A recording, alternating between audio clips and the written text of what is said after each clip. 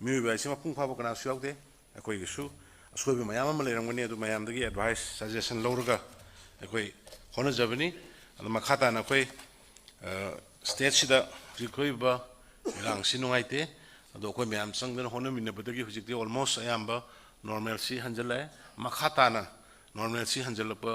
ꯑꯣꯏꯁꯅꯨ ꯑꯩꯈꯣꯏ ꯏꯁꯣꯔꯗꯁꯨ ꯈꯣꯏꯔꯝꯁꯤ ꯑꯗꯨꯒ ꯂꯣꯏꯅꯅ ꯑꯩꯈꯣꯏ ꯃꯌꯥꯝ ꯄꯨꯟꯅ ꯍꯣꯠꯅꯃꯤꯟꯅꯁꯤ ꯌꯨꯅꯥꯏꯠꯂꯤ ꯆꯤꯡ ꯍꯥꯏꯕ ꯇꯝ ꯍꯥꯏꯕ ꯈꯥꯏꯗꯅ ꯑꯩꯈꯣꯏ we are all Manipuris we are all Indians ꯑꯩꯈꯣꯏ ꯄꯨꯟꯅ ꯍꯣꯠꯅꯔꯀꯥꯟꯗ ꯑꯩꯈꯣꯏ ꯂꯩꯔꯤꯕ ꯀꯣꯔ ꯏꯁꯨꯁꯇꯨ ꯄꯣꯂꯤꯇꯤꯀꯦꯜꯂꯤ ꯗꯤꯄ꯭ꯂꯣꯃꯦꯇꯤꯀꯦꯜꯂꯤ ꯑꯗꯨꯝ ꯋꯥꯔꯤ ꯁꯥꯕ ꯌꯥꯕ ꯉꯥꯛꯇꯅꯤ ꯁꯣꯂꯨꯁꯟ ꯇꯧꯒꯗꯕꯅꯤ ꯏꯔꯥꯡꯅ ꯀꯩꯁꯨ ꯀꯥꯟꯅꯕ ꯄꯣꯔꯛꯑꯣꯏ ꯑꯗꯨꯅ ꯋꯥꯐꯝ ꯈꯔꯁꯤ ꯊꯝꯃꯀꯥꯟꯗ ꯑꯩ ꯀꯩꯅꯣꯒꯤ ꯏꯟꯗꯁꯇ꯭ꯔꯤ ꯗꯤꯄꯥꯔꯠꯃꯦꯟꯒꯤ ꯃꯄꯥꯟꯗꯒꯤ ꯂꯥꯛꯄꯤꯔꯤꯕ ꯑꯦꯛꯁꯄꯥꯔꯠ ꯑꯅꯤ ꯑꯣꯐꯤꯁꯤꯌꯦꯜ ꯑꯅꯤ ꯑꯩ ꯊꯥꯒꯠꯆꯔꯤ ꯑꯗꯨꯒ ꯂꯣꯏꯅꯅ ꯉꯁꯤ ꯂꯦꯡꯕꯤꯔꯛꯏꯕ ꯃꯅꯤꯄꯨꯔꯒꯤ ꯏꯟꯗꯁꯇ꯭ꯔꯤꯌꯦꯂꯤꯁꯁꯤꯡ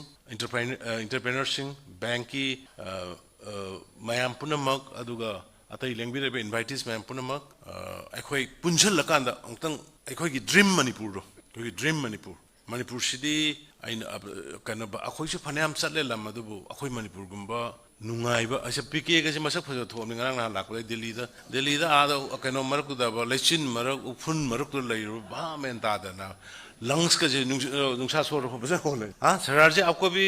सांस आशा से मिला नहीं यहाँ पे दिल्ली से यहाँ आने के बाद में सांस तो आसाम मिल गया होगा है ना नीला आसमान देखा है थैंक यू जय हिंद